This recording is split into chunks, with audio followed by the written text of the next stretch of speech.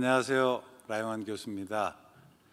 앞으로 3주간 동안 우리 아이를 어떻게 기독교 세계관으로 양육할 수 있는지에 대해서 같이 한번 생각해 보려고 합니다. 오늘 그 첫 번째 시간으로 과연 뉴 노멀 시대에 교회는 어떤 준비를 해야 되는지에 대해서 한번 같이 살펴보도록 하겠습니다. 코로나가 2020년에 이제 시작이 돼서 벌써 한 2년하고도 한 4개월이 지났습니다. 한 두세 달이면 종식될 줄 알았는데 2년 이상 긴 시간이 오면서 참 많은 것들이 변했습니다. 그 중에 그 코로나를 겪으면서 이제 많이 들리는 것들이 이제 교회가 위기다, 특별히 다음 세대가 위기다 하는 그런 이야기들을 제가 듣게 됩니다. 저는 이번 강의를 통해서 우리가 어떻게 하면 위기를 기회로 바꿀 수 있는지 우리 선생님들과 함께 좀 얘기를 해보려고 합니다. 하일리 법칙이라고 하는 게 있습니다. 미국의 그 보험 그 회사에서 근무하던 그 하일리라고 하는 분이 이제 보상과에 근무를 했는데요. 미국의 그 어떤 그 사고들이 일어났던 것들은 일정한 패턴이 있더라고 하는 거죠. 그 하나가 뭐냐면 첫 번째 어떤 메이저 인질이 커다란 그 사고가 일어나기 전에 29번의 작은 사건들이 일어나는데 뭐 이제 인식은 되지만 쿡 주목하지 못하는 유사한, 그러니까 뭐 예를 들어서 첫 번째 메이저 사고가 사람이 죽게 되는 그런 어떤 치명적인 사건이라고 한다면 약간의 경미한 부상들이 있는 거죠. 그리고 300번 정도의 사람들이 인식하지 못하지만 작은 아주 경미한 그런 그 파장들 또 사건들이 있다라고 해서 이게 소위 하인리 법칙, 그래서 이제 329 1의 법칙이다라고 이야기를 했고, 이것이 이제 소위 어떤 사고 재난 예방하는 데 많이 사용되기도 합니다. 저는 이 하인리 법칙을 보면 이걸 다시 한번 좀 변화에 적용을 시켜 보면 한 번에 커다란 변화가 일어나기 이전에 29번에 이게 뭐지 하는 우리가 느끼는 그 약간 뭐 중간 정도의 그런 변화가 있겠고요. 그리고 300번 정도의 사람들이 느끼지 못하지만 미세한 작은 파동이 있다라고 생각을 합니다. 오늘 시대가 변한다라고 이야기를 합니다. 그런데 시대가 변한다라고 이야기하지만 우리가 변하는 것을 이미 느꼈을 때는 이미 시대 자체는 완전히 어떻게 되나요? 시대는 완전히 새로운 물결들이 와서 그 새로운 시대에 적응하지 못하는 그런 때가 될 것 같습니다. 예수님께서 말씀하시기를 오늘 저녁에 하늘에 붉으면 내일이 그 비가 올 것이다 말하면서 너희가 어떻게 시대의 징조를 분별하지 못하느냐라고 말씀하셨는데요. 그러면서 저는 저와 선생님들이 우리가 시대를 좀 바라보는 안목이 있어야 되겠다 이렇게 생각을 한번 해보게 됩니다. 우리가 중세가 끝나고 르네상스가 시작이 되는데 보통 이제 그 15세기에 이제 르네상스 운동들이 일어납니다. 우리가 뭐 르네상스 하면 떠오르는 사람들이 뭐 레오나르도 다빈치라든지 또 미켈란젤로라든지 라파엘로 같은 뭐 이제 뭐 이런 사람들이 있죠. 또 보티첼리 같은 사람들이 있는데 사실은 15세기에 그 르네상스가 일어나기 이전에 그게 큰 변화라고 한다면 한 200년 전부터 뭔가 중세의 어떤 균열을 이루는 작은 움직임들, 작은 파동들이 있기 시작했습니다. 이제 그 중에 하나가 뭔가라고 해보면 저는 아무래도 그거 같아요. 그 흑사병. 그러니까 이제 13세기에 흑사병이 유럽 전역을 뒤흔들었고 유럽 인구의 약 한 25%에 30%가 죽었습니다. 요즘 사실 우리가 겪는 이 코로나라고 하는 팬데믹 또 그렇죠. 뭐 사망자 수는 좀 다르기는 하지만 근데 그때에 독특한 변화가 일어나는데 어느 이 르네상스가 한참 일어날 때에 13세기, 14세기부터 여러분 이제 화면에 보시는 죽음의 무도회라는 The Dance of the Death라고 하는 이런 그림들이 등장하기 시작해요. 여기저기 판화, 또 책의 삽화 등등 이런 그림이 나타나기 시작합니다. 제가 이제 역사를 공부하면서 발견한 흥미로운 사실은 뭐냐면, 하나의 시대가 마무리되고 새로운 시대가 시작될 때는 항상 사람들이 죽음에 대한 관심들이 많고, 또 죽음을 모티브로 한 그런 예술 작품들이 많이 등장하는 것들을 보게 됩니다. 그 중에 또 이제 이 작품들을 보시면, 위에 있는 그림을 보시면요, 지금 이제 해골이 죽음을 상징하죠. 죽음이 이제 교황도 데려가고 비숍도 데려가고, 그러니까 소위 흑사병이 왔을 때에 흑사병이라는 그 새로운 그 어떤 그 도전에 대해서 근데 중세 교회는 대답을 줄 수가 없었어요. 원인이 무엇인지도 몰랐고, 또 어떻게 해결해야 될 것인가에 대한 그런 방법도 제대로 알지 못했습니다. 그래서 이제 그 반대편 그림 보시면 어떤 사람이 위에서 막 설교하는 게 보여요. 어쩌면 장 깔뱅, 존 칼빈인지는 모르겠습니다만, 이게 어떤 종교개혁, 그래서 이제 소위 그 당했던 시대 문제에서 답을 주지 못했던 이 중세 가톨릭과 그리고 새로운 시대에 대한 대안을 제시했던 어떤 종교개혁을 비교하는 그런 그림들을 볼 수가 있습니다. 이제 밑에 있는 그림도 보시면 죽음 앞에 무력할 수밖에 없었던 뭐 교황이라든지 비숍이라든지 또 뭐 추기경이라든지 이런 모습들을 좀 바라보게 됩니다. 이때 이제 그 나왔던 그 피터 브루겔의 이 죽음의 승리라는 작품인데요.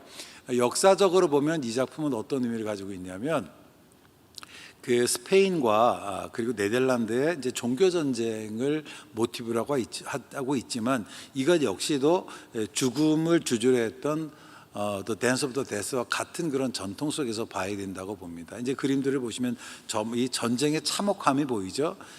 요즘 이제 최근에 우크라이나 이제 전쟁을 보는 것처럼 폭격이 많은 것처럼 다 활활 타버리고, 그리고 저 뒤쪽에서 사람을 교승을 매달거나 목을 치는 그런 내용들이 보이고요.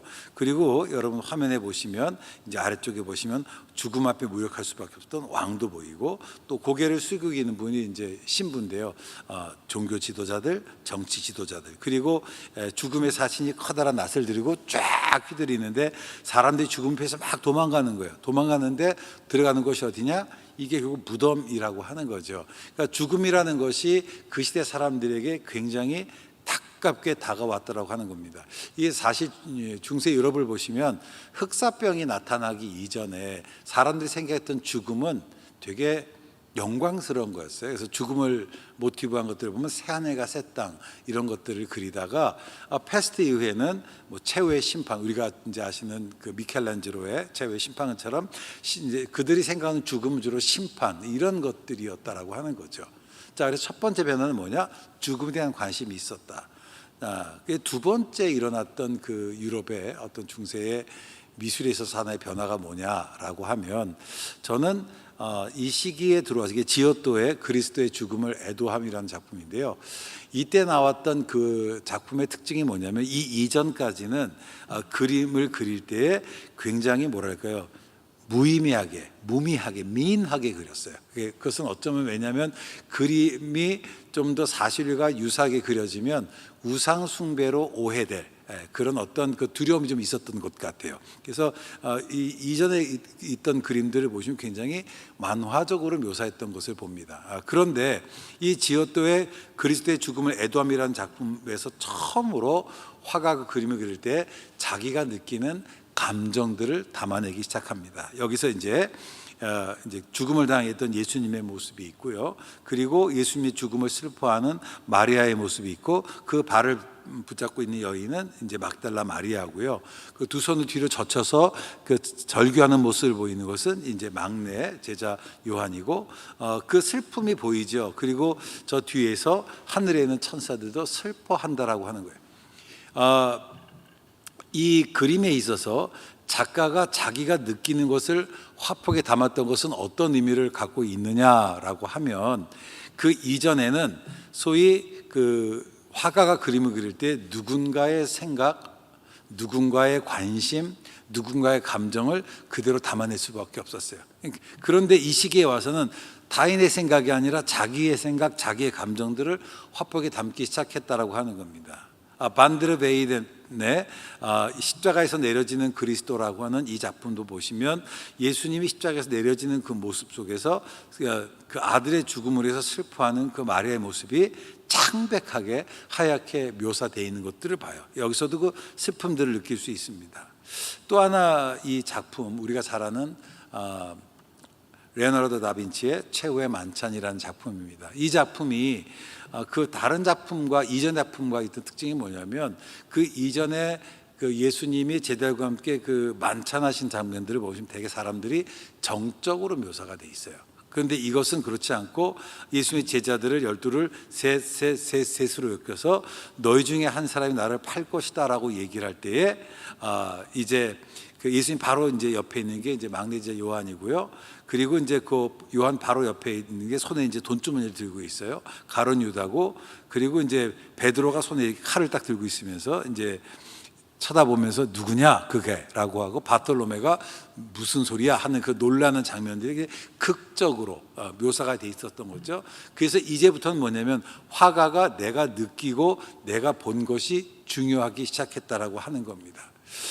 또 하나 이 시기를 특징지는 또 중요한 어떤 그 새로운 시도 중에 하나가 뭐냐면 원근법의 등장이라고 하는 겁니다. 그러니까 원근법이라는 건 뭐냐면 즉 화가가 보는 시각에서 내 앞에 있는 것은 크고 멀리 있는 것은 작게 그려지는 거죠.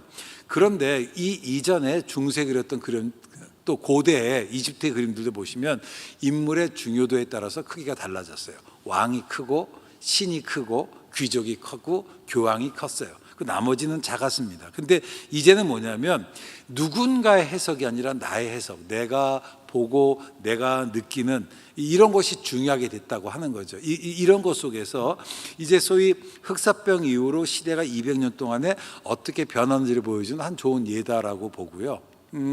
요게 이제 그 다빈치 같은 경우는 이제 사람을 그릴 때에 디테일하게 해부도 하면서 근육의 섬세한 것들을 묘사하기 시작했다라고 하는 겁니다. 다시 최근의 예술을 한번 볼까요? 20세기 들어와서 20세기 예술의 주제가 뭐냐라고 한다면 저는 20세기 예술의 주제는 죽음입니다. 여기서도 보시면 어린아이가 해골을 바라보고 있어요. 해골은 죽음을 상징하죠. 그리고 이 롬유액이라고 하는 사람의 작품입니다. 근데 이 작품들을 보시면 이 아이가 이 세상에 태어났어요. 이 아이의 모습이 어때요? 고통스럽게 보이지 않나요? 우리가 보통 이제 어린아이하고 우리가 느껴지는 감정들은 새로운 생명, 기쁨, 환희 뭐 이런 거일 것 같은데, 임마누엘 레비나스가 삶은 고통이다 얘기했던 것처럼 이 세상이 얼마나 고통스러운지 태어난 아이를 이렇게 고통스럽게 묘사하는 것들을 봅니다. 이건 다미엔 허스트의 작품인데요. 18세기에 죽었던 사람의 연고 없는 공동묘지에서 연고 없는 사람의 해골을 꺼내다가 거기다가 다이아를 박은 거예요. 이 작품이 이게 한 40억쯤 된다고 하는데요.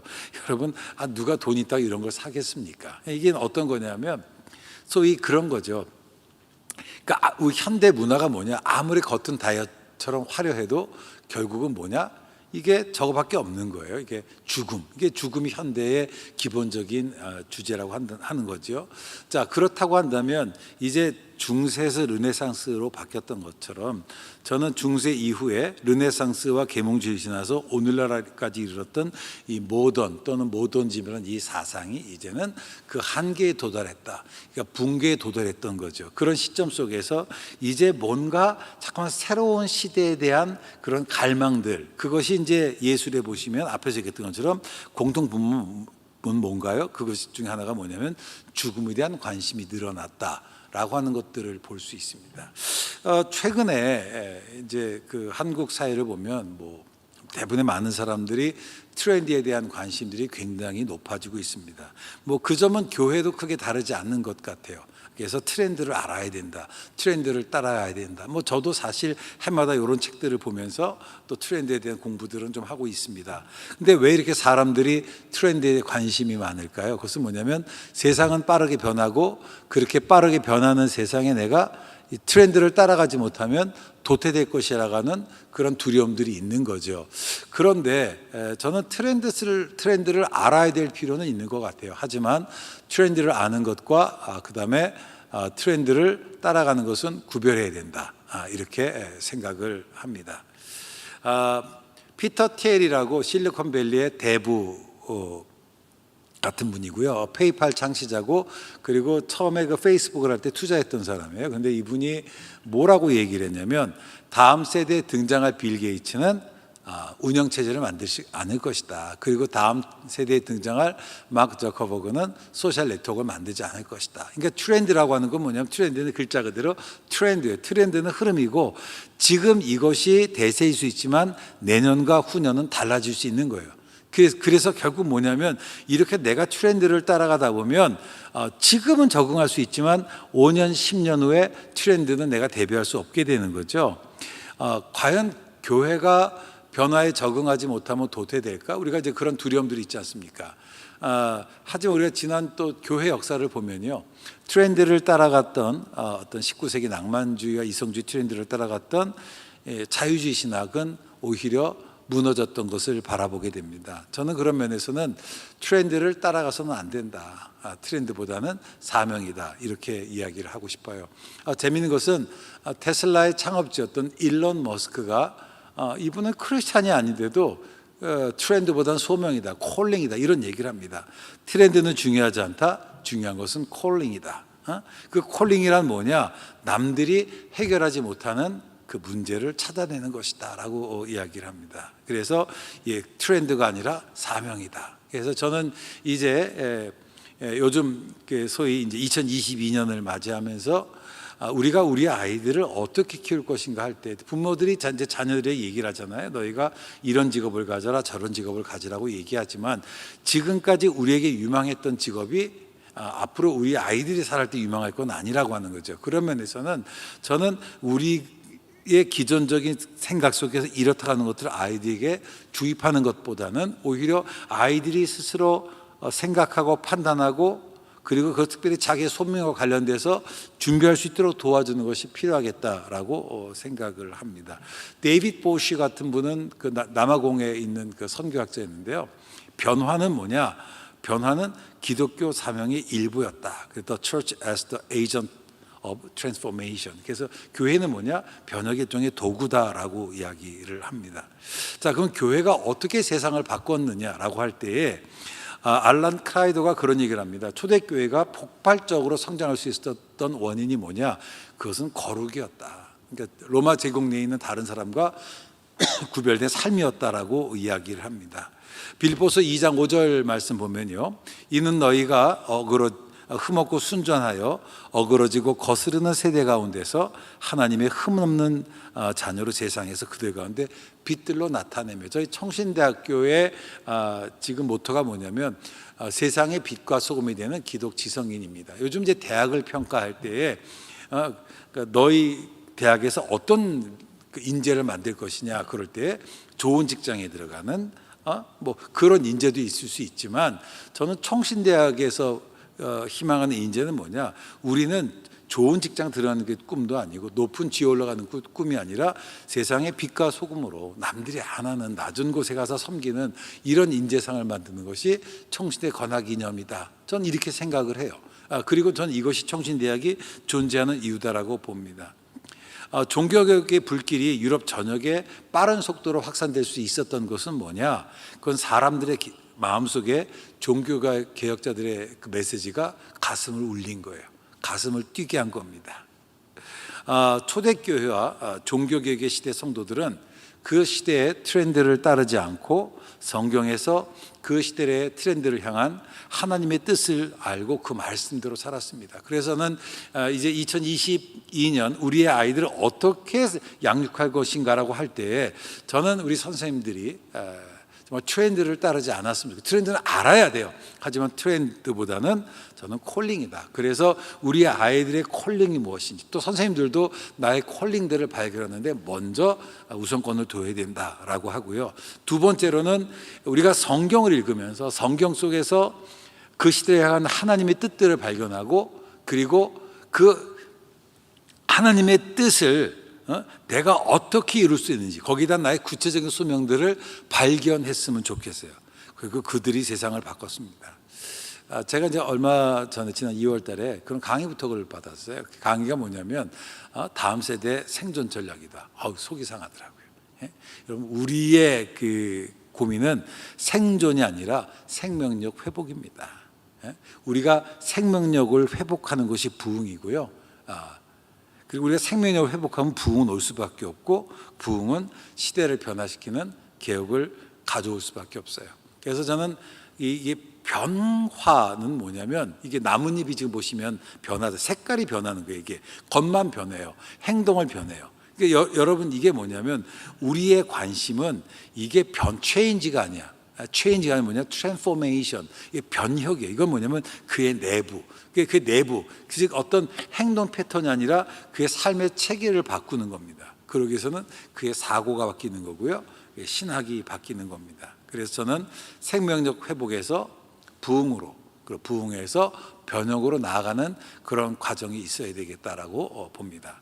과연 코로나 이후에 우리 교회가 어떤 준비를 해야 될까요? 우리가 아는 것처럼 코로나로 인해서 세상이 바뀌었습니다. 우리가 이제 흔히 쓰는 사회적 거리두기, 이건 여러분 용어가 중요한데요. 우리는 한 번도 사회적 거리를 둔 적이 없습니다. 물리적 거리를 뒀지. 우리가 만날 수 없으니까 어때도 우리가 인터넷을 통해서라도 만나지 않나요? 이 언어가 중요합니다. 여러분, 언어가 사람의 생각을 바꾸거든요. 우리는 인간은 사회적인 존재고 공동체예요. 우리는 사회적 거리를 두지 않았습니다. 이 교회의 역할 가운데 하나가 뭐냐? 세상을 해석하고 설명하는 것입니다. 그런데 코로나 이후로 가장 큰, 제가 신학자로서 또 느꼈던 어려움은 뭐냐면, 세상 사람들이 교회 해석을 들으려고 하지 않아. 예수님께서 I'm the way, the truth and the life. No one comes to the Father without me. 내가 곧 길이요 진리의 생명이니 나로 말미암지 아버지께로 올 자가 없다 때 I'm the way라고 하는 것이 이게 길도 되지만 방법도 되는 거거든요. 그러니까 예수님의 방법이라고. 근데 사람들이 귀를 듣지 않는 거예요. 왜 그럴까? 제임스 화이트가 The Rise of the Nun, 종교 없음이라는 책에서 그런 얘기를 했어요. 오늘날 세상에 관심을 사라졌는 것은 뭐냐? 대의 명분이다. 과거에는 사람들이 교회 프레젠스, 교회 현존을 요구를 했는데, 오늘날 사람들은 교회 앱센스, 교회 부재를 요구를 합니다. 도대체 왜 그렇게 됐을까요? 전 이거를 보려면 지난 교회 역사를 되돌아 봐야 된다고 생각을 합니다. AD 100년도에 이 땅에 존재하는 기독교인의 수가 약 한 2만 5천 명이었다라고 해요. 그런데 310년이 되면 2천만 명으로 늘어납니다. 폭발적으로 늘어나요. 그럼 어떻게 이렇게 늘어날 수가 있었겠느냐? AD 200년에 북아프리카에 있었던 한 성도의 그 편지가 남아 있습니다. 우리의 숫자가 날마다 증가하고 있습니다. 우리는 위대한 설교를 하고 있는 것이 아니라 위대한 삶을 살아내고 있습니다. 신앙으로 어려움을 당하고 있지만, 그러나 우리가 추구하는 그 가치가 너무 귀해 우리를 인내하게 합니다. 여기서는 우리를 위대한 설교가 아니라 위대한 삶을 살아낸다는 이 말을 전 주목하고 필요가 있습니다. 당시 사회 문화적으로 영향력이 없고 경제적으로 부흥하지 않았으며 사람들에게 손가락질을 받았던 교회가 오히려 자기를 핍박했던 사람들을 변화시킬 수 있었던 것은 뭐냐? 그들의 설교나 그들의 말이 아니라 하나님의 능력과 변화된 삶, 그리고 그것을 가능하게 했던 교리의 힘이었습니다. 그래서 브루스 윈터는 그 당시 교회가 제국에서 어떻게 살았는지 보여주고 있습니다. 복음이 삶의 차이를 만들어냅니다. AD 165년부터 180년에 251년, 260년에 두 번의 커다란 팬데믹이 있었어요. 하나는 안토니우스 팬데믹이고 두 번째는 키프레네스 팬데믹이었는데요. 이때 로마 사람들의 30%가 죽었어요. 그때 대부분의 사람들이 도시를 떠나서 자기들의 별장으로 도망갔을 때, 그때 성도 크리스찬들은 어떻게 했느냐? 환자들을 돌보는 일을 하기 시작했습니다. 그때 또 편지 하나 소개합니다. 우리 기독교인 형제들은 대부분 무한한 사랑과 충성심을 보여주었으며 한시도 몸을 사리지 않고 상대방을 배려하는데 온 힘을 쏟았습니다.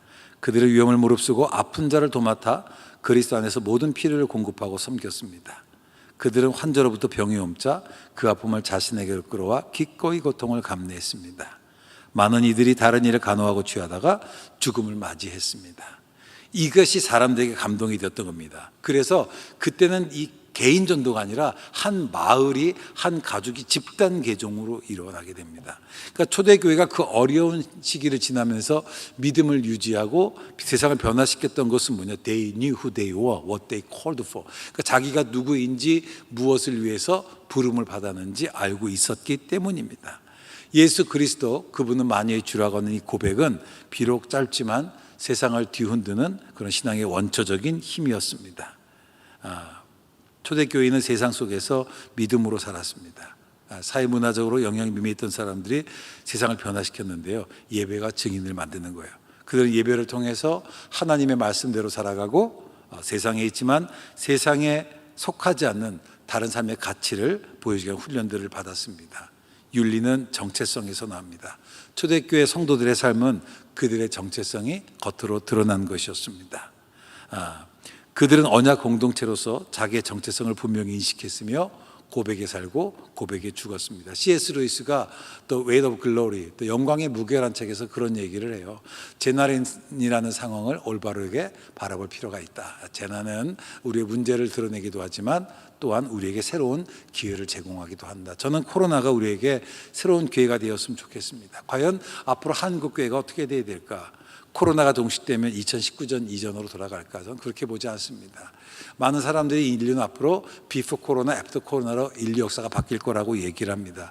오늘 우리가 기억하는 2020년과 21년은 마스크, 사회적 거리 두기와 같은 것이지만 앞으로 20년, 30년 후에 어쩌면 10년 후에 세대가 기억하는 2020년과 2021년은 다를 것이에요. 오늘 우리가 무엇을 선택하는가에 따라 달라질 것이라고 생각합니다. 앞으로 교회는 어떻게 될 것인가? 라고 할 때 이제 온라인 플랫폼이 강화가 됐죠. 근데 문제는 뭐예요? 온라인으로 하는데 이게 인격 형성이 안 된다고 하는 겁니다. 르네 마가리트가 그렸던 그 1928년도에 그렸던 그림인데 전 이것이 오늘 우리가 살아가는 이 시대를 잘 보여주는 것 같아요. 만나고 싶은데 두건을 벗을 수 없어. 그러니까 두건을 쓰고서 만날 수밖에 없는 어떤 그런 것들을 보게 됩니다. 저는 온라인은 오프라인을 대체할 수 없다라고 생각이 들어요. 실제로 휴버트 드레이퍼스가 과연 인터넷은 원격 현전은 우리가 사람을 대하는 방식을 바꿀 것인가라고 얘기하면서 질문을 던지게 됩니다. 정말 변화시킬 것이냐? 우리가 뉴노멀이라고 하지만 사실은 뉴노멀이 아닙니다. 어브노멀이에요.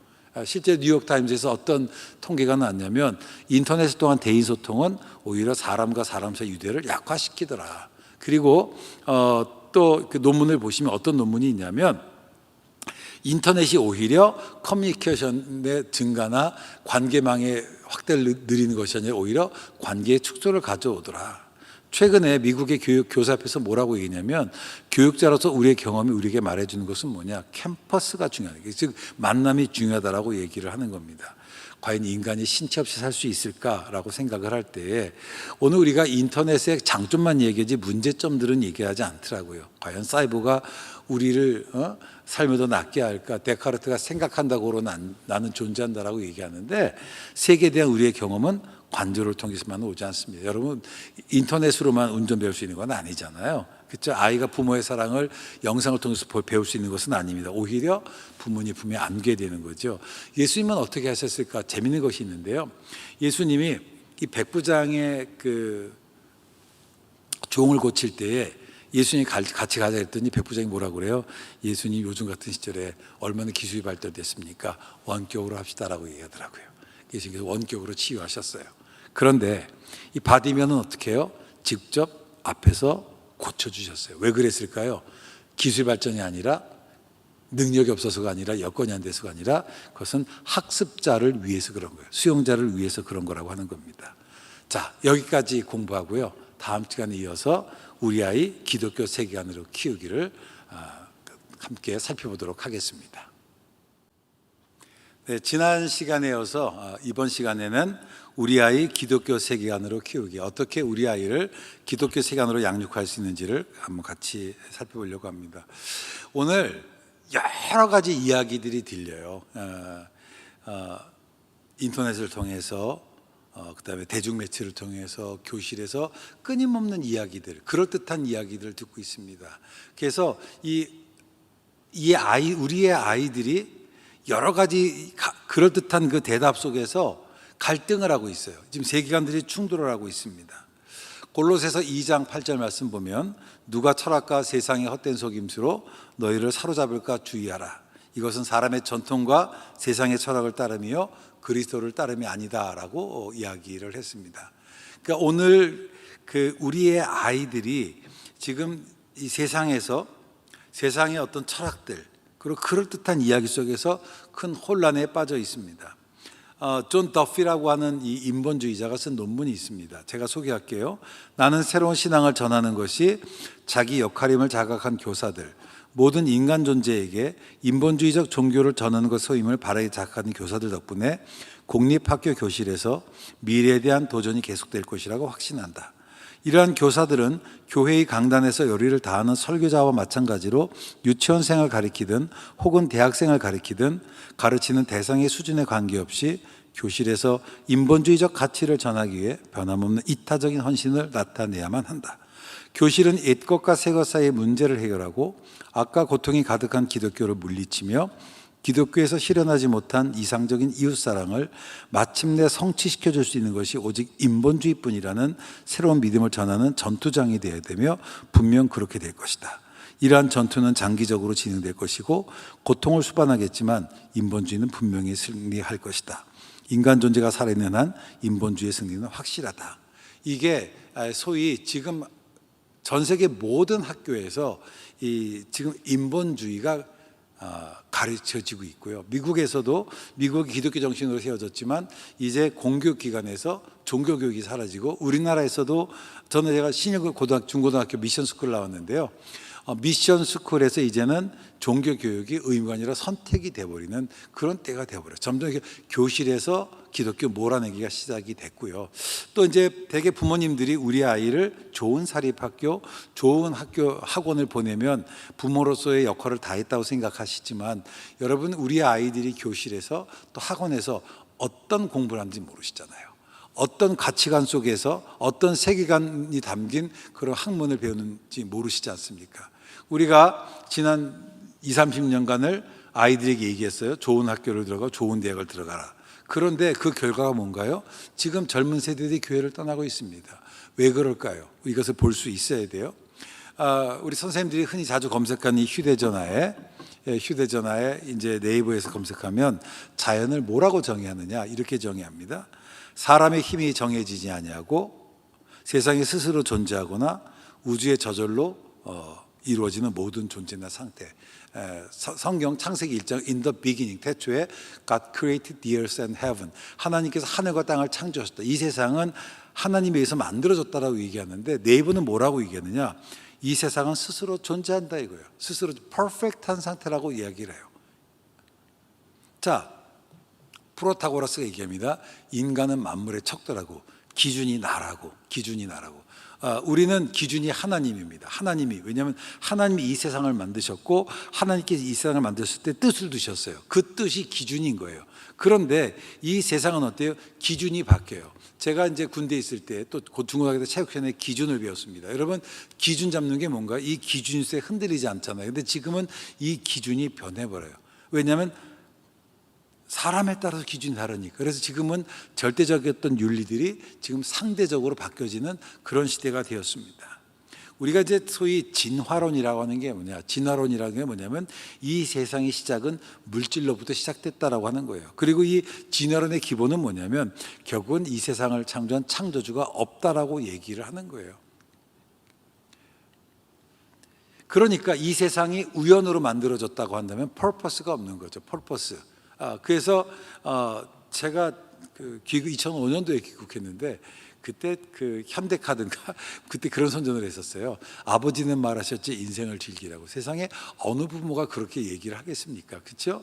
근데 지금은 뭐냐면 purpose가 없어요. 그냥 까르페 디엠, 오늘을 즐기는 거야. You live only once, YOLO life 이렇게 해서 즐기는 것으로. 여러분 그렇지 않습니다. purpose가 있어요.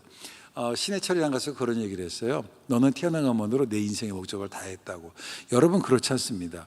그러니까 오늘 현대는 Life has no purpose라고 얘기하지만 예레미야서 1장 5절은 뭐라고 얘기냐? 내가 너를 복중에 짓기 전에 알았고 내가 너를 태어나기 전에 너를 구별하였고 내가 너를 열방의 선지자로 세웠다라고 성경은 얘기하고 있습니다. 성경은 우리에게 하나님의 뜻을 두셨다라고 얘기를 해요.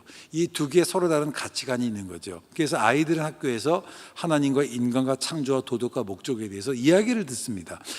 이럴 때 우리는 이 교회에서는 아이들에게 카운터 내러티브, 그래서 성경이 말하는 하나님에 대해서, 인간에 대해서, 창조에 대해서, 도덕에 대해서, 목적에 대해서 이야기를 해줘야만 합니다. 그래서 저는 이 앞으로 교육은 어떻게 되어 있느냐라고 하면 성경에 기초한 기독교 세계관을 형성시키고 복음의 왜곡과 세속주의 도전에 논리적으로 대응할 수 있도록 도와주어야만 합니다. 그리고 사회 문제에 대해서 기독교적 대안을 제시할 수 있어야만 합니다.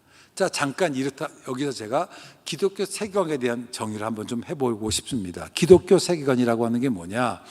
기독교 세계관 영어로 월드뷰예요. 근데 이게 월드뷰가 독일어 벨트 앙샤웅이라고 하는 건데, 이 벨트 앙샤웅이 뭐냐면 이게 벨트가 세계. 그래서 이제 앙샤웅이 바라보다. 그래서 세계관은 뭐냐면 세계를 바라보는 것, 세계를 바라보는 관점. 그러니까 여기서 월드뷰가 나왔습니다. 이 세계관이라는 단어는 임마누엘 칸트가, 제가 좀 철학 얘기 좀 할게요. 힘들어도. 이 판단력 비판에서 처음 사용을 했는데 사실은 세계관이라는 얘기를 했지만 개념은 발전시키지 않았어요. 그러다가 이후에 독일의 신학자들이 거의 발전시키면서 세계관은 뭐냐? 삶과 세상을 바라보는 절마적인 관점이다라고 얘기를 하면서, 독일은 이 사람들이 사고가 중요하잖아요. 관념 철학이잖아요. 그래서 세계관은 뭐냐? 인간의 사고와 행동 전체를 떠받치는 신념 체계, 이렇게 이해를 했어요. 그래서 이제 세계관, 그럼 주로 지성과 관계된 것으로 이해를 했습니다. 아브람 카이퍼가 그런 얘기를 했어요. 두 세계관이 생사를 건 전쟁을 치르고 있습니다.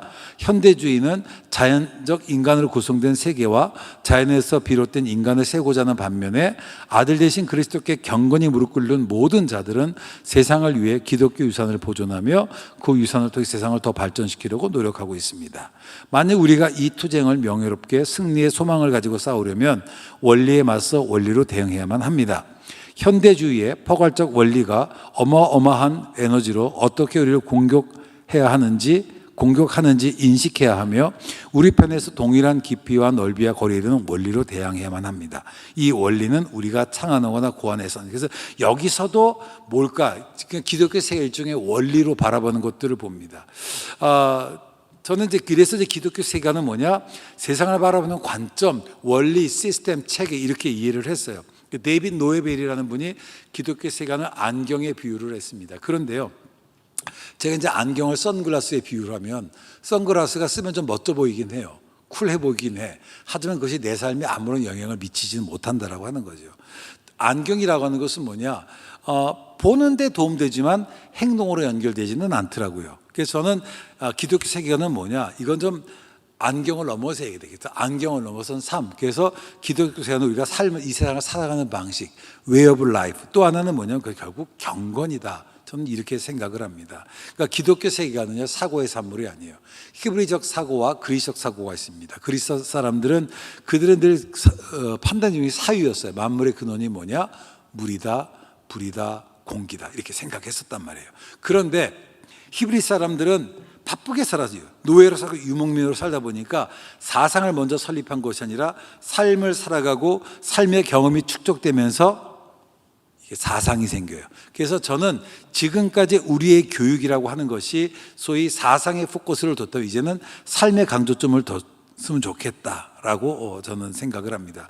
기독교 세계관은요, 사유의 산물이 아니에요. 제가 1991년부터 제가 기독교 세계관 운동에 관심을 갖고 참여하고 해왔는데, 기독교 세계관 운동이 계속 지금도 여러분들에게 모호하게 기독교 세계관이 뭐야? 그럼 굉장히 부담스럽고 모호하게 느껴지는 것은 왜 그러냐면, 초기에 이 운동을 했던 대부분의 사람들이 철학자였던 원인이 있었고, 또 저와 같은 조직 신학자들이 이것을 다뤄서 그래요.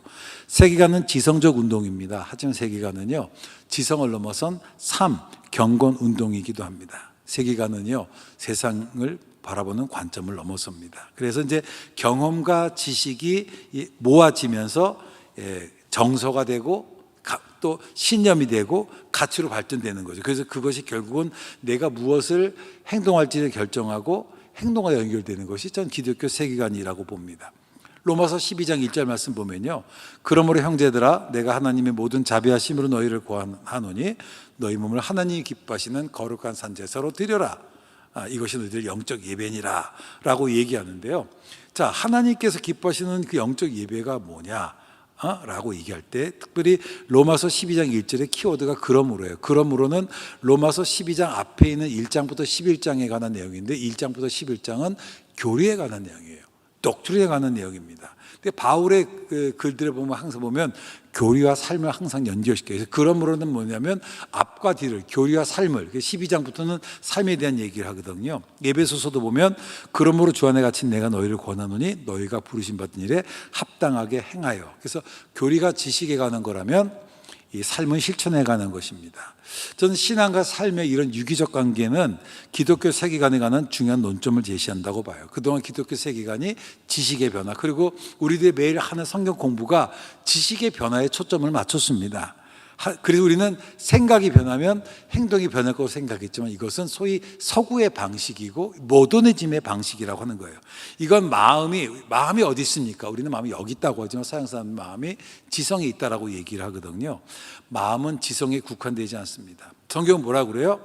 우리 몸을 드려요. 기독교는 영과 육이 구분되지만 분리되지 않습니다. 인간 본질은 영혼에만 있는 것이 아니라 육체도 있어요. 그래서 우리는 몸의 부활을 믿습니다. 성경은 영은 선하고 육체는 악하다. 이거는 그리스 철학이고요. 오히려 우리의 육체가 성령의 전이라고 얘기합니다. 그리고 육체가 중요하고 그동안 우리는 교회 교육에 있어서 육체를 좀 덜 강조했다라고 봅니다. 어떻게 해야 되나요? 그러니까 몸이 하나님 기뻐하시는 거룩한 산제소리 있는 방법이 뭐냐? 그것은 마음이 변하는 거예요. 그리고 이 세상을 본받지 않고 하나님의 선하시고 기뻐하시고 온전한 뜻이 무엇인지를 분별하는 겁니다. 여러분, 이 구절은요, 기독교 세계관이 지식에 머무르지 않고 삶까지 연결되어 함을 우리에게 이야기를 해주고 있습니다. 그러니까 서구에서 앞에서 얘기했던 것처럼 마음이 새로워지는 것은 지성이 새로워지는 건데, 서양에 있어서 지성이 새로워지기 위해서는 지성의 학습이 필요한 거예요. 학습이. 그러나 지식을 통해서 우리의 지성이 새로워질 수 없습니다. 반틸은 그렇게 얘기해요. 우리는 지식에 의해서 새로워지는 것이 아니고 우리의 지식이 새로워져야 된다. 그러니까 즉 성령께서 오셔서 우리의 생각을 바꿔줘야 돼요. 그러면서 기독교 세계관 운동은 뭐냐? 성령의 운동이라고 봅니다.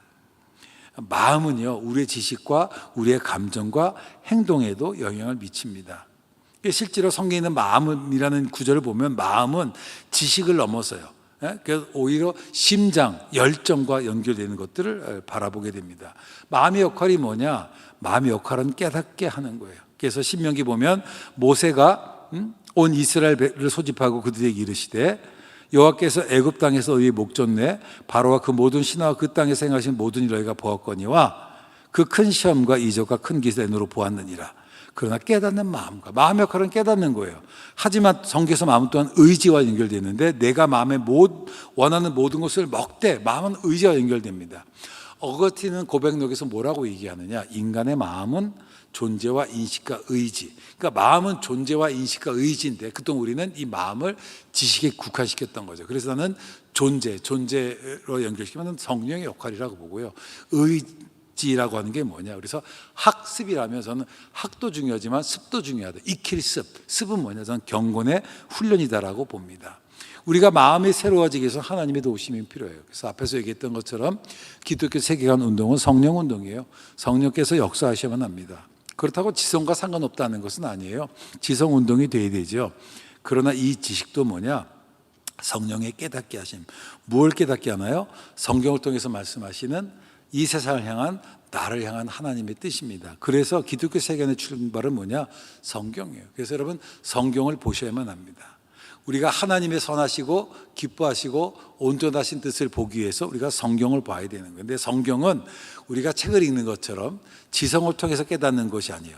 말씀대로 알아감을 통해서. 이게 경건이 중요합니다. 그래서 기독교 세계관은 이게 경건까지 확장이 돼야 됩니다. 그래서 지성에서 영성으로, 지식에서 실천으로 바뀌어져야 돼요.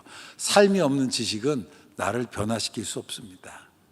그래서 저는 안경이 아닌 삶, 그래서 지식에서 행동으로. 그래서 이제 앞으로 우리 아이들을 어떻게 할 것인가, 신앙 습관화가 필요한 것 같아요. 습관적으로 기도하는 거죠. 여러분 식당 가시면 습관적으로 기도하잖아요.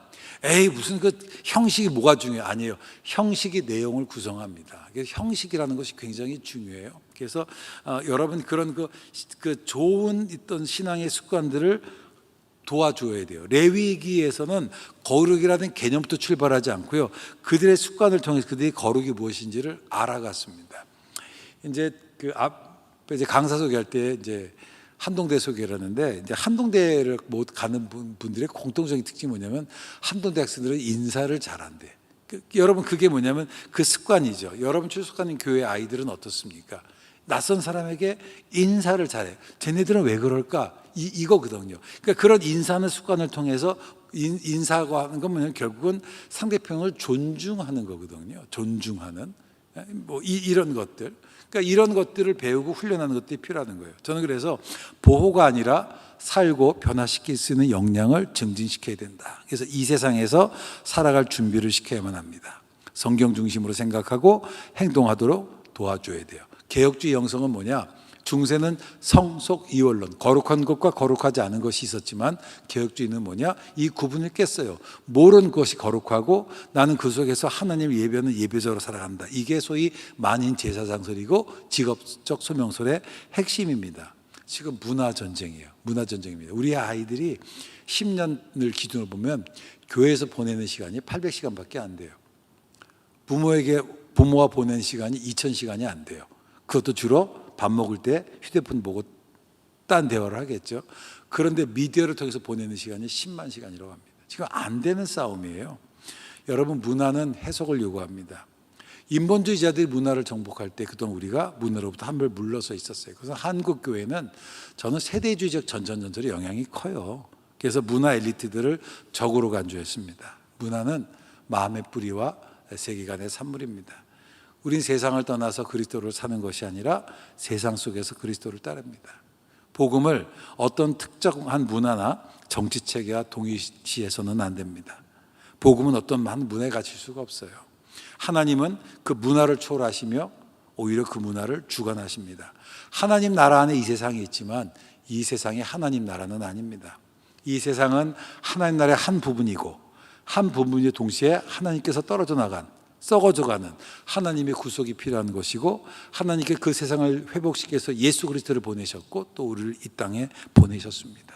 우리 이 땅에서 살아가면서 이 세상을 구속해야만 하는, 창조, 타락, 구속, 이 사명을 감당해야만 합니다. 그런 면에서 저는 이제는 분리가 아니라 거룩합니다라는 말씀을 좀 드리고 싶습니다. 계시록 18장 4절 말씀 보면요, 내가 들으니 하늘로부터 다른 음성이 나와서 이르되 내 백성아 거기서 나와 그의 죄에 참여하지 말고 그가 받을 재앙들을 받지 말라. 나와라 이거예요. 나와라. 나와라 이게 우리가 주로 분리를 생각하지만 이 바벨론은요, 지구상의 한 부분에 제한되는 것이 아닙니다. 바벨론 떠나라는 것은 뭐냐? 이건 물리적 거리를 두라는 말이 아니라 바벨론의 원리로부터 떠나라는 거예요.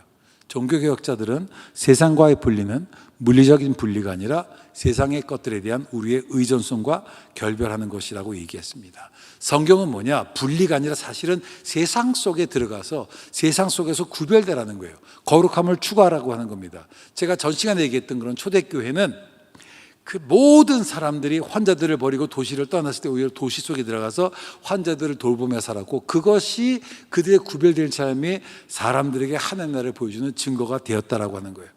타락한 세상 속에서 거룩을 추구하며 증인으로서 살아가야만 합니다. 성경은 거룩을 통한 참여를 요구합니다. 갈비는 것을 뭐냐? 경건이라고 얘기했어요. 이 종교개혁가들은 정치 체계를 바꾸려고 하지 않습니다. 솔라 폴리티카가 아니에요. 솔라 스크립추라, 성경으로 돌아가야만 합니다. 경건한 성도들이 성경을 통해서 세상을 바라보고 각자의 삶의 영역 속에서 거룩을 실천하는 가운데 세상이 변화될 것을 기대하였습니다. 성경을 통해서 세상을 봐야만 합니다. 그리고 성경에서 우리에게 요구하시는 그 삶을 이 세상 속에서 살아야만 해요. 베드로전서 2장 9절 말씀 보면 그러나 너희는 택하신 족속이요 왕같은 제사장이요 거룩한 나라요 그의 소유가 된 백성이니 이는 너희를 어두운 데서 불러내었어요. 왜 불러내느냐? 그의 기이한 빛에 들어가게 하시니 아름다운 덕을 선포하게. 어디서? 그 속에서. 최근에 한국교회 안에서 공공신학이다 또는 광장신학 이런 얘기하는데 저는 이거 틀렸다라고 봐요. 왜냐하면 우리가 종교개혁의 전통을 회복하면 됩니다. 중세 이원론을 거부하고 종교개혁자들은 이 세상에 대한 하나님 주권의 회복을 강조했습니다. 로마서 11장 36절 말씀, 모든 것이 주에게서 나오고 주로 말미암고 주에게로 돌아감이라. 이것이 종교개혁의 전통이라고 하는 거죠. 그동안 기독교 세계관 운동은 어떤 세상에 들어가는, 또 교회에서도 그런 들어가는 참여 모델을 강조했습니다마는 거룩함이 없는 참여로는 세상을 바꿀 수 없어요. 그래서 우리가 아이들에게 무엇을 교육하느냐라고 할 때 거룩한 습관, 경건이라고 하는 것이 중요하다라고 보는 겁니다. 요한계시록의 이 전체 전공이 종말론입니다. 근데 중심 사상이 뭐냐? 보좌에 계신 하나님과 어린 양의 만물을 통치한다. 그러니까 초대교회가 처한 역사적 상황 속에서 누가 이 세상을 통치하는 게 되게 실제적인 문제였습니다. 그때 사도 요한은 계시록 19장 6절에서 할렐루야 주 우리 하나님 곧 전능하신 이가 통치하시도다. 이걸 붙잡아야 돼요. 지금 세상이 이기는 것 같죠? 교회가 지는 것 같죠? 아닙니다. 아까 소개했던 강사님 말씀처럼 복음이 이깁니다. 복음이 이깁니다. 여러분, 황제가 아니라 하나님이에요. 바벨론이 아니라 하나님입니다. 그래서 요한계시록 보시면 뭐라고 그래요? 이기는 그에게는 끝까지 견딘 자 내가 생명의 멸류관을 주겠다라고 말씀하셨습니다. 성경은 성도들의 분리가 아니라 세상 속에서 세상과 싸워 이길 것을 말하고 있습니다. 우리가 세상과 싸워 이기는 방식은 뭐냐? 거룩함이라고 하는 겁니다. 네, 오늘 여기까지 했고요. 다음 시간에는 그럼 이제 소위 2020년 이후로 갑자기 디지털이 우리 앞에 확 다가왔잖아요. 이런 디지털 세계 속에서 우리가 어떻게 살아가는지를 공부하도록 하겠습니다. 감사합니다. 자, 이제 마지막 시간입니다. 이번 시간에는 디지털의 바벨론에서 다니엘처럼 살아가기, 좀 공부를 좀 하려고 하는데요. 요즘 애들에 대한 좀 고민 좀 필요해요. 근데 사실 이게 좀 고민이 되는 게, 저도 뭐 자식을 길러보지만 저희 아이는 이미 좀 크긴 했어요. 저희 아이 지금 33살인데 참 고민은 뭐냐면 우리가 자식 모르잖아요. 자식 잘 모르는데 문제는 우리가 이제 이런 그 다음 세대에 대한 강의를 보면 이미 개념의 정의 내려요. 요즘 세대는 이렇다. 아니, 내 자식도 모르는데 왜 요즘 세대를 어떻게 알겠습니까? 하지만 요즘 애들이 어떤가, 그 특성들은 좀 이해해 볼 필요가 있는 것 같아요. 요즘 애들이 어떤 거냐, 콜포비아라고 하는 거예요. 이게 뭐냐면 전화를 싫어해요. 전화를. 그래서 이제 요즘 아이들, 그러니까 여기 이제 선생님들도 요즘 세대냐, 아니면 꼰대냐, 올드 세대냐, 이걸 알 수 있는 방법이 뭐냐 하면, 하나가 내가 문자를 사람과 얘기할 때 주로 문자로 대화하는지 아니면 전화를 선호하는지. 그래서 전화를 선호하면 나는 쉰 세대구나 라고 생각하고, 내가 문자가, 요즘 아이들은 집에서도 문자로 얘기를 해요. 문자. 같은 교실에서도 문자를 얘기하고. 그래서 이제 일상적인 얘기를 Y와 Z 세대, 요즘 또 M 세대, 또 쭉 있지만 어쨌든 이런 그 C 세대 얘기, 이런 세대들은 메시지를 주로 하고, X 세대는 통화를 선호한다라고 얘기합니다. 그래서 보면 이제 세대 간에 보시면 그 Z 세대는 문자를 선호해 67%, 그리고 Y 세대는 문자를 64%, 그런데 X 세대는 뭐냐? 61%가 전화 통화를 선호하더라. 그러니까 이제 사실은 이제 아이들이 부모나 또 선생님들이나 저도 사실 개인적으로 문자가 좀 더 편해요.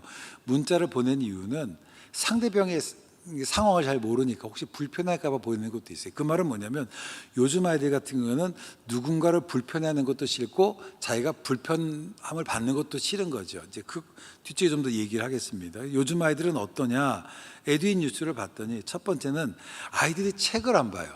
그리고 주로 영상들을 봅니다. 그래서 책보다는 유튜브에 익숙해 있어요. 근데 저는 이제 사실은 이제 그 교회에서 할 때 성경도 PPT를 띄우지만 전 반대예요.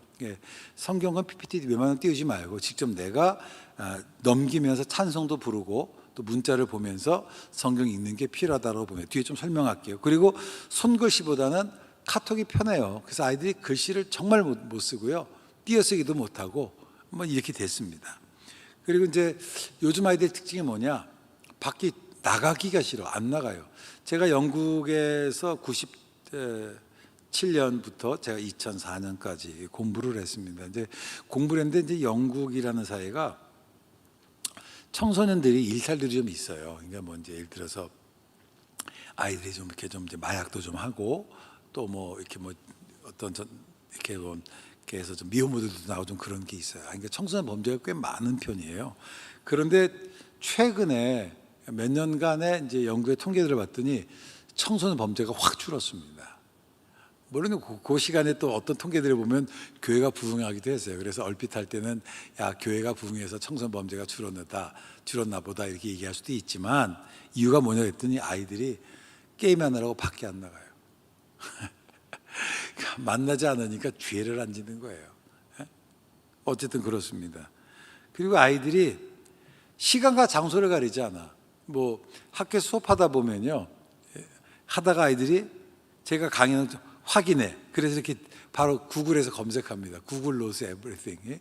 구글 신에게 늘 물어봐요. 이렇게 물어봐.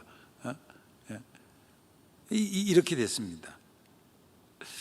그 인스타 브레인이라는 책이 있어요. 인스타 브레인이라는 책이 한번 읽어보세요.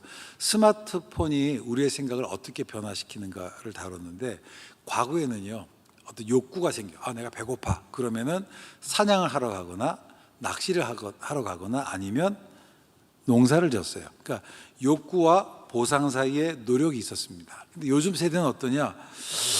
아, 이게 뭐지? 검색하면 바로 나와. 아, 뭘 좀 먹어야 되겠는데 쿠팡이츠를 주문하면 돼. 배달의 민족을 주문하면 돼. 그렇죠? 그러니까 지금은 욕구가 있으면 바로 보상이 와요. 그러다 보니까 그러니까 욕구와 보상 사이에 노력이 사라져 버렸습니다. 그래서 헌신이 사라졌어요. 수고하는 게 싫어. 내가 원하면 바로 결과가 와야 돼.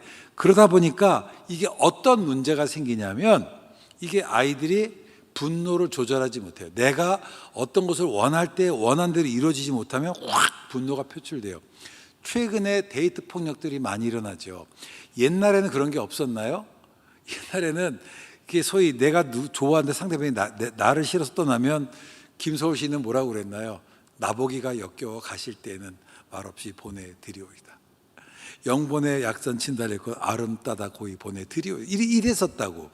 아니면 뭐 오가며 그지 앞을 지나노라면 그리워 나도. 옛날엔 이랬는데 지금은 아니에요. 너 왜 내 말 안 들어? 흥분하고 감정 표출하고 폭력을 쓰고. 이게 왜 그러느냐?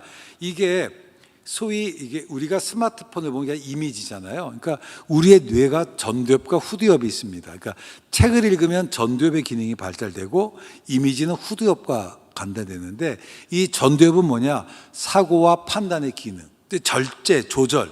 근데 이게 사람들이 스마트폰 보다 보니까 이게 절제를 못하는 거예요. 여러분 강아지를 기르다 보면 저도 옛날에 강아지 길렀을 때 먹이 주면서 기다려 막 통쾌했잖아요. 근데 우리는 못 기다려.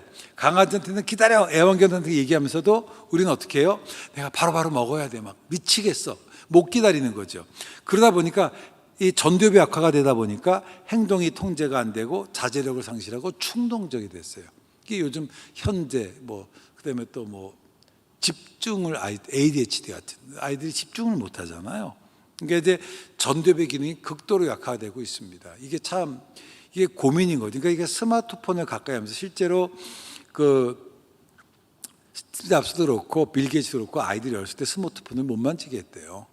저는 사실은 우리 성도님들도 마찬가지지만 스마트폰 금식이 필요해요. 이 디지털 디톡스가 좀 있어야 됩니다. 그래서 여러분 보통 이제 중독을 얘기할 때 뭐라고 얘기하냐면 내가 30초 내에 이걸 다시 안 보면 불안한 사람들이 중독이래요. 중독. 그래서 저는 1시간 정도 툭 떨어놔도 되겠다. 가끔 하다 보면 애들이 수업 시간에 카톡 왔어요 하는데 알림답 죽여놓으시고 또 이게 좀 필요해요. 그래서 내가 필요할 때 이게 보는 게 좀 필요한 것 같습니다. 요즘 이제 그 코로나 제너레이션이라고 그러는데요. 이제 C 제너레이션이라고 하는데 이 코로나 제너레이션의 특징이 뭐냐라고 하면 이게 코비드 제너레이션 첫 번째로 이게 사람과 공간에 대한 두려움인 거예요. 사람을 만나는 게 두려워요. 제가 이제 지금까지 아직 코로나에 그 양성 반응이 보인 적이 한 번도 없는데요. 그러니까 요즘은 그래요. 코로나 안 걸린 사람은 인간관계에 심각한 문제가 있는 사람이라고. 저도 저희 아내도 좀 인간관계에 문제가 있는가 봐요. 사실은 낯선 사람 만나는 게 좀 두렵고요. 사람들이 많은 공간하는 게 두려워요. 그렇죠. 그러니까 이게 어떤 사람과 공간에 대한 두려움이 증가돼요. 그러다 보니까 쿼런틴이 격리는 것처럼 스스로 활동 범위를 제한시키고, 그리고 이 베이비 주머, 우리 베이비 부머, 저는 베이비 부머인데 60년대생이라 베이비 주머가 돼가지고는 언택트가 일상화돼 있어요. 언택트가. 이제 뭐 그래서 저희 학교에서도 이제 원래 대면 수업을 시작을 했다가 이제 처음 전반기 8주간을 비대면으로 하고, 그다음에 중간고사 이후로 대면 수업을 전격 대면 수업을 하겠다 했는데, 지난주 수업 시간에 광고했더니 학생이 손들어요. 교수님, 나 지방 학생인데요. 비대면 하면 안 돼요? 이렇게 얘기를 해. 그러니까 이미 웬 편한 거예요. 편해. 그래서 이제 저희 학교에서 총신대 같은 경우도 그 지난 학기까지는 온라인 동영상을 올리다가 이게 교육이 안 되잖아요. 뭐 알바하고 뭐하고 그래서 안 되겠다 싶어서 이제는 실시간 좀 라이브를 하는데, 이제는 이제 다다음 주부터 저희가 이제 대면으로 전격 전환하지만 어쨌든 아이들이 그게 편해. 그래서 불편하다고 저한테 이렇게 문제 제기하는 친구들이 많이 있는 것들을 봅니다. 그리고 하나는 뭐냐면 자기중심적이야. 공동체 관심 둬서 믿건 자기 자신. 뭐 이런 세대가 되었다고 해요. 이 세대의 특징이 뭐냐라고 하면 첫 번째 크리에이션. 이게 뭐냐면 새로운 컨텐츠를 만드는 걸. 그래서 요즘 그 세대들이 편집 구성이 뛰어납니다. 편집 구성이. 그래서 이제 크리에이션, 새로운 컨텐츠를 만들고, 기존의 컨텐츠를 큐레이션, 재구성을 하고, 커넥션. 그래서 SNS를 통해서 적극적으로 정보를 공유하고, 커뮤니케이션, 공동체와 소통하는, 이것이 소위 코로나 C 제너레이션이라고 얘기를 합니다. 그래서 이 특징이 뭐냐? 나이와 상관없이 항상 스마트폰. 그래서 학교에도 보면요, 아이들이 계속 이러고 다녀요. 이러고 길을 건널 때도 이러고 있고, 학교에서 이제 운전하고 이제 학교 올라갈 때 보면 아이들이 차도 오거든요. 차도를 지났다가 5m를 지나야 인도가 나오는데 다 이러고 가요. 횡단보도 이러고 가는 사람들을 보게 됩니다. 막 그냥 가슴이, 그래서 가끔 궁금해서 뭐 하나 쳐다보면요, 별 내용도 없어. 근데 그냥 이러고 있어요. 그래서 혹시 여러분, 내가 항상 스마트폰 들고 다니면 내가 C세대다. 또 하나가 뭐냐면 자기가 직접 콘텐츠를 생산하고 이를 공유하면서 능동적으로 소비에 참여하는 세대인데요. 그래서 저는 이제 요즘 옛날에는 연예인, 뭐 운동선수, 뭐 이런 게 유행이었던 요즘 아이들은 유튜버예요. 또 너도 나도 다 개인 콘텐츠를 만들잖아요. 이게 조금 요즘 세대입니다. 자, 팬데믹 이후에 우리 교회가 어떻게 해야 될까라고 한다면, 저는 이제 아이들이 디지털 기기에 익숙해졌잖아요. 오늘 이제 그 강의에서도 아마 권순 목사님께서 그런 말씀을 하셨는데, 우리가 예를 들어서 여리고성 얘기를 한다. 옛날에 이제 융판을 썼던 것처럼 이제 그것을 디지털 기기를 집어넣어 주는 거예요. 그래서 그것을 공부할 때 아이들이 바로 디지털 기기에서 접근해서 그것을 경험할 수 있는, 감각적으로 경험할 수 있는. 왜냐하면 요즘 아이들은 물론 기본적으로 지면이 중요하다고 봐요, 교육적으로. 근데 이미 감각으로 흘러나된 아이들이라면 이것이 필요하다. 이제 어느 교회에서 이제 연락이 왔어요. 이제 저희 모교회인데 교육관을 리모델링을 한대요. 근데 리모델링하는데 리모델링하는 비용이 얼마 드냐 그랬더니 20억이 든데, 재정 담당하는 장로가 제가 이제 거기서 이제 전도사 할 때 중학교 2학년 학생이었거든요. 물어봤어요. 뭐라 물어봤냐면 그 애들이 몇 명인데 그랬더니 20명이래요. 요즘 코로나 때문에 교회 안 나오는 거죠. 그러니까 20명을 위해서 엘리베이터를 세우고 20억을 투자한다. 그래서 웃으면서 그렇게 얘기했습니다. 차라리 그 돈으로 애들 대학까지 등록금 대줘라야. 그게 훨씬 더 다음 세대를 키우는 데 도움이 되겠다. 한번 고민해 볼 좀 필요가 있습니다. 그러니까 이제 저는 이 개교회가 어렵다면은 정말 교단이 또는 교회가 연합해서 그런 컨텐츠를 좀 제공하고, 그래서 저는 교회가 아이들의 디지털 기기를 제공해 줘야 돼요. 디지털 기기를 이거 해야만 합니다. 그래서 아이들이 이제 현재 미국에서 이제 같은 경우 공부를 할 때 보면 디지털 기기를 갖다 놓고 직접 컨텐츠를 보고 뭐 책도 넘기기는 해요. 하지만 계속 소통하면서 간접 경험하기도 하고 이미지를 보기도 하고 이렇게 교육하는 것들을 봅니다. 요즘은 이제 디지털 기기를 학습도구를 활용했으면 좋겠고요. 두 번째는 뭐냐면 아이들이 지금 그 세대의 특징이 앞에 제가 얘기했던 것처럼 뭐라고 얘기했냐면 새로운 콘텐츠를 만들고 크리에이션을 하고 커넥션을 커뮤니케이션 한다고 그랬잖아요. 저는 그런 면에서는 이게 우리 아이들을 be proactive. 그래서 이제 아이들 스스로가 동기부여가 돼서 학습 목표를 설정하고 그리고 전략을 세우고 그리고 결과물을 만들어내는 이렇게 교육을 했으면 좋겠다. 과거에는 이제 교육자와 교사들이 올해의 목표 이렇게 했지만 오히려 아이들에게 야 우리가 이번 상반기 동안 너희가 무엇을 알고 싶니? 나 이거 알고 싶어요. 그러면 어떻게 그 알겠어 우리가 무엇을 해야 될까? 그래서 아이들이 스스로 목표를 설정하고 과제를 찾아야 좀 주도적인. 옛날에는 저는 문학의 세대였어요. 그때는 우리가 학생들이 스스로 원고를 쓰고 기구도 빌리고 조명도 하고 다 했었거든. 근데 요즘 애들은 원고 써줘도 안 하잖아요. 기구 빌려줘도 안 하고. 왜 그러냐? 이미 너무 수동적이 됐어. 근데 그 아이들이 밖에서 되게 능동적이거든. 그래서 저는 교회 교육에 있어서 아이들을 좀 주도적으로 참여해서 비프로액티브한 쪽으로 좀 방법 논쟁의 전환이 필요하겠다. 총신대에 유튜브 스타가 있습니다. 우리 허니의 일상이라고 팔로워가 100만 명이에요. 100만 명인데 이 친구는 그냥 교육전도사의 자기 물론 좀 잘생기기는 했어요. 그래서 뭐 화장하는 것도 뭐 하고 하지만 교육전도서에 자기가 신방하는 거 그런 것들을 다 틀어놓는데 팔로워가 100만 명이에요. 저는 이런 사람들을 좀 많이 만들었으면 좋겠다라고 생각합니다. 성장이 희귀한 시대를 살아가고 있습니다. 스토리보다는 숫자보다는 스토리가 중요한 시대예요. 하드웨어보다는 플랫폼입니다. 톰 구딘이라는 분이 그런 얘기를 했어요.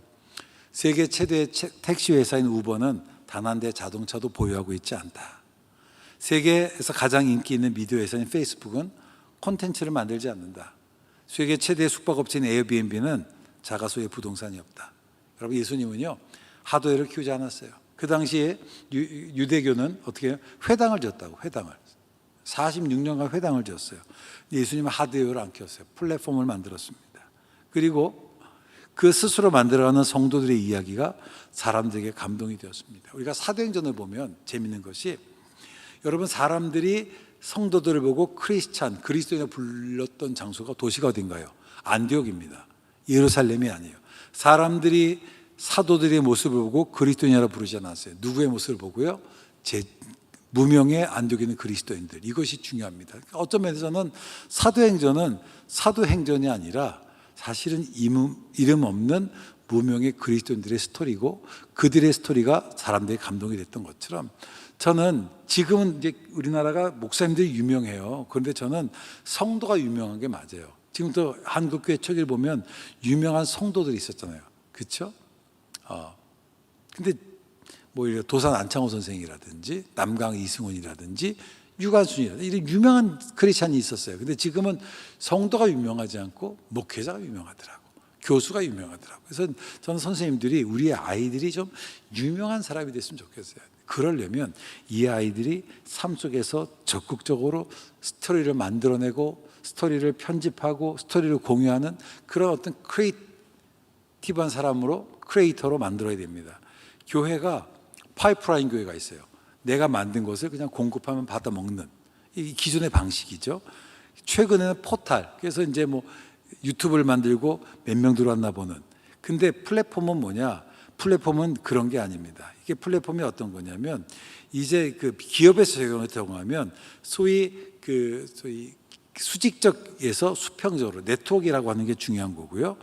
컨트롤에서 위임이죠. 위임에서 이제는 내가 하는 것이 아니라 위임해주고 그리고 또 하나가 뭐냐면 계획에서 실험으로. 좀 실수가 좀 용납이 돼야 돼요. 그러면서 아이들이 커가는 거니까. 그리고 하나는 투명성. 저는 여기서 네트워크와 그다음에 그 위임과 그다음에 실험 요 세 가지를 좀 교회 교육에 좀 적용시켰으면 좋겠다라고 봅니다. 그래서 이제 프로덕트 드리븐 이 그 파이프라인 시스템이라고 한다면 플랫폼은 에코시스템 크리에이터. 그래서 우리 아이들이 캠퍼스에서 제가 중고등부 전도 사역을 할 때에 그때 이제 토요일마다 아이들을 제자 훈련을 시켰어요. 제자 훈련을 시켰었는데 그때 제자 훈련을 받은 아이가 고등학교 때 수학여행을 갔어요. 수학여행을 가가지고 어떻게 했냐면 아이들 그곳에서 큐티 모임을 하는 거예요. 큐티 모임에 대해서 그때의 그 아이를 통해서 교회 전도 온 아이들이 60명이나 됐습니다. 그러니까 이 아이 스스로 새로운 생태계를 만드는 그런 분위기를 만드는 그런 사람이 돼야 되는 거죠. 자, 교육을 보면요. 원래는 공교육은 없었어요. 공교육을 시작했던 곳은 교회입니다. 종교개혁자들입니다. 그때는 귀족을 위한 교육만 있었죠. 그런데 종교개혁자들이 교육을 했는데 세속화 이후에 딱 되면서 어떻게 했느냐. 교회는 가정과 너의 신앙교육만 해. 공적인 영역은 우리가 할 거야. 그래서 공적인 장소를 세상에 넘겨져 버렸고, 그리고 인본주의자들이 이 영역을 차지해 버렸습니다. 자, 신앙교육의 목적이 뭐냐? 하나님의 말씀으로 학습자들을 가르쳐 신앙 형속과 성숙을 일으켜 이 세상으로 보냄받은 소명자로서 성경적 세계관을 가지고 세상을 변화시키는 삶을 살게 하는 겁니다. 자, 아이들이 궁금한 게 있어요. 궁금한 게 있습니다. 그런데 문제는 뭐냐면 아이들이 궁금한 것을 우리가 얘기해 주질 않아요. 저도 학교에서 가르치고 또 저도 설교를 하지만 내가 준비한 것을 설교해. 그런데 그것이 내가 하고 싶은 얘기를 하지 상대방이 궁금해하는 것도 얘기해 주지는 않거든. 사실 교육에서 가장 큰 문제가 뭐냐? 데이터가 없어요.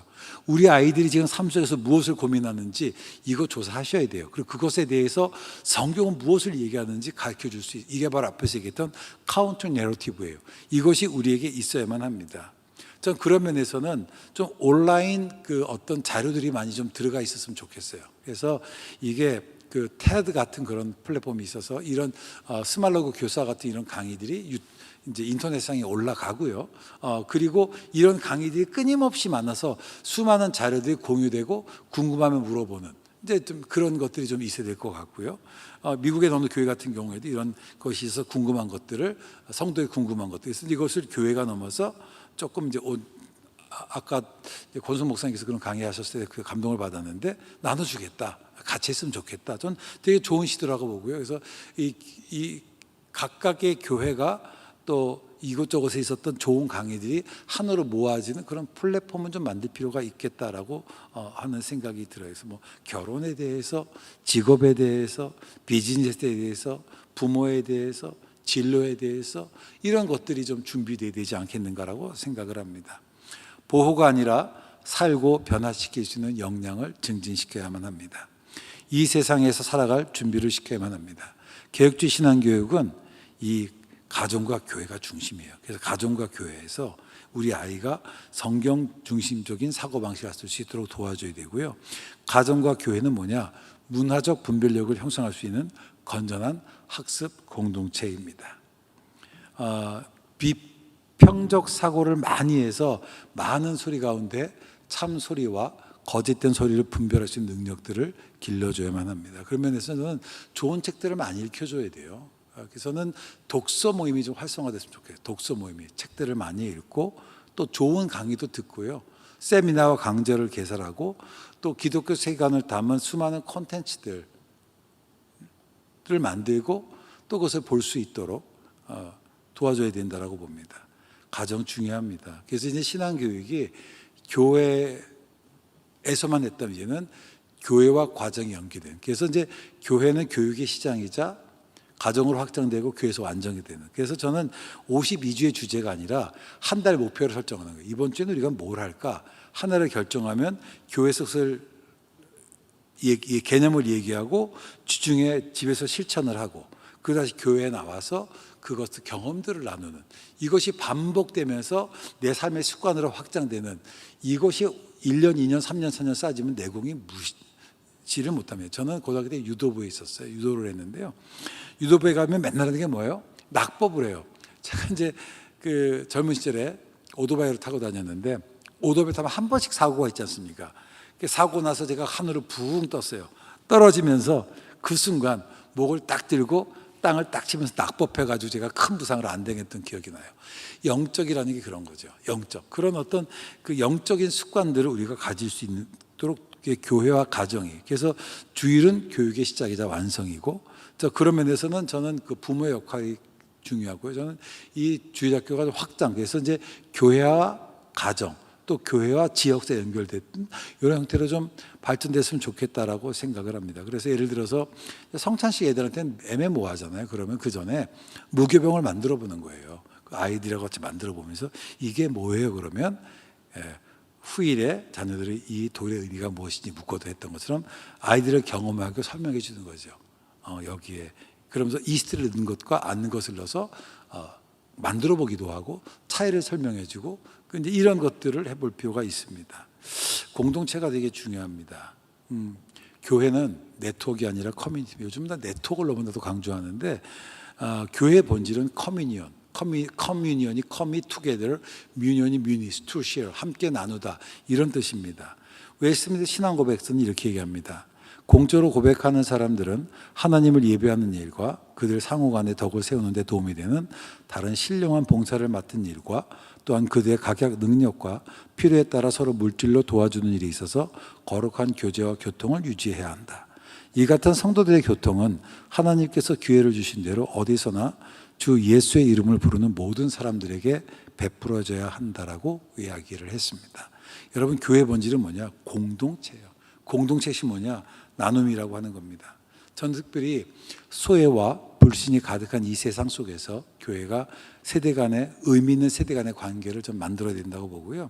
그중에서는 소위 어른 세대와 아이 세대가 어른 세대의 어떤 경험을 아이들에게 전수해 주는 이것이 필요하고, 그리고 어른 세대는 이제 우리가 뭐 사실은 지금 한국 사회가 평균 연령이 되게 높아졌잖아요. 그 은퇴하고 나서도 30년은 더 살아야 되는데 어떻게 할까라고 할 때 노인 대학이나 문화가 아니라 오히려 세상 속에 들어가서 볼런티어를 할 수 있는, 누군가를 도울 수 있는, 그렇죠? 그런 어떤 세상들. 그래서 좀 자존감, 어떤 자부심을 줄 수 있는, 이렇게 좀 가고, 또 부모와 자녀가 할아버지와 손주 함께 무엇인가를 누군가를 돕는, 저는 그렇게 가야 되지 않겠나라고 생각합니다. 그것이 이제 주일학교 교육에 있어서 또 하나가 뭐냐면, 이 존 듀이의 이 인본주의에 기초한 실용주의 교육의 핵심이 뭐냐면 연령에 맞는 적합한 교육 체제인데요. 이것이 갖고 있는 함정이 뭔지 아십니까? 그 함정이 뭐냐면 소위 세대 간의 단절이에요. 세대 간의 단절. 그래서 지금 전 세계적으로 세대 간의 단절이 가지고 있어서 저는 주일학교는 웬만하면 학년제 없어야 돼요. 통합으로 가야만 합니다. 그래서 세대 간의 통합, 이것이 필요하고, 지금 미국에서 가장 핫한 실리콘밸리의 칸스쿨이라는 곳에서도 지금 세대 간의 통합 교육하는 것들을 바라보게 돼요. 그리고 팀 티칭, 이것도 좀 우리에게 필요하다고 생각을 합니다. 그래서 저는 지식에서 행동으로 신앙의 습관화, 이것이 필요하다고 보고요.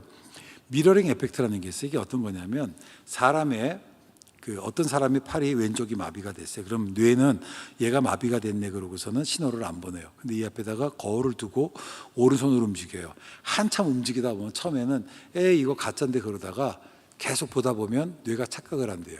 그래서 뇌가 왼손에 명령을 내려요. 움직이라고. 그래서 왼손이 움직인다고 하는 거예요. 이게 소위 지금 기계공학에서 쓰는 개념인데요. 신앙도 전 마찬가지라고 봅니다. 저는 이 어떤 그 신앙의 습관이라고 하는 거죠. 그러니까 이 습관이 이 뇌의 의식을 바꿀 수 있다고 하는 겁니다. 그동안 교육의 문제는 뭐냐라고 하면, 내가 태권도를 10년 배웠다, 영어학을 10년 다녔다, 바둑을 10년 했다. 그럼 수준이 예상이 돼, 그렇죠? 근데 교회를 10년 다녔다, so what? 그게 뭐예요?